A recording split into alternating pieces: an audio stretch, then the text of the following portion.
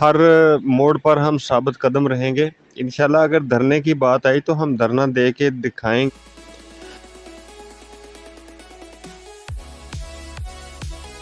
السلام علیکم SR جی family, میں خالد فروخ چودھری فرام خانیوال۔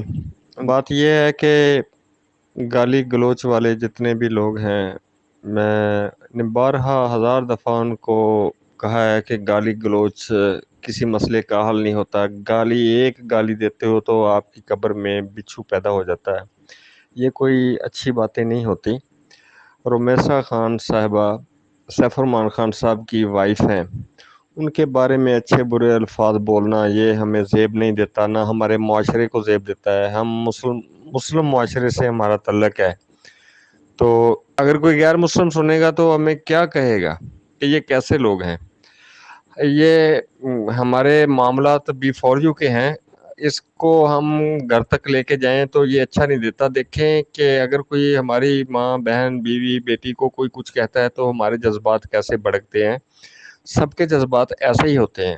میں کہتا ہوں کہ سیف الرحمان خان صاحب پھر بھی بڑے دل گردے والے آدمی ہیں کہ اتنی باتیں وہ برداشت کرتے ہیں، سب کچھ کرتے ہیں۔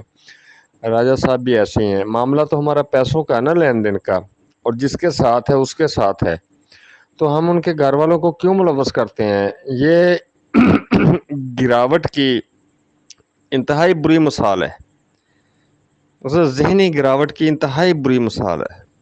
اور باقی رہی دھرنے کی بات، ہم نے دھرنے کا ہمارے پلاننگ میں شامل ہے، لیکن ہم پہلے ٹیبل ٹاک کریں گے، اور جاوید خان صاحب اور میرا اور اعجاز انصاری صاحب کا اور کچھ ایک دو دوست اور ہیں، ہمارا پلان میں شامل ہے۔ ہم 11، 12 یا 13 تاریخ کو سیف صاحب سے انشاءاللہ مل رہے ہیں، تو کوشش کریں گے کہ ہماری ٹیبل ٹاک پہ ہی بات مقصد ہو جائے، اور پیسوں کے یہ معاملات جو لین دین ہے عوام کے 5-6 لاکھ جو IDs ہیں، تو ان کے متعلق اچھی بات ہو جائے، تو پھر دھرنے دینے کی ہمیں ضرورت کیا ہے۔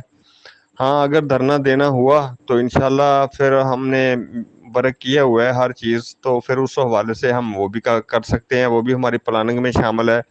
دھرنے کے علاوہ بھی ہماری بہت ساری پلاننگز ہیں، کیونکہ ہم نے پیسے لینے ہیں، تو پھر پیسے لینے کے لیے ہم ہر قسم کا طریقہ کار اپنائیں گے، لیکن نہ تو ہم گالی گلوچ کی طرف جائیں گے، نہ ہی ہم کسی کو اس طرح برا بھلا کہیں گے جس طرح گروپوں میں کہا جاتا ہے، نہ ہی یہ ہماری تربیت کا حصہ ہے۔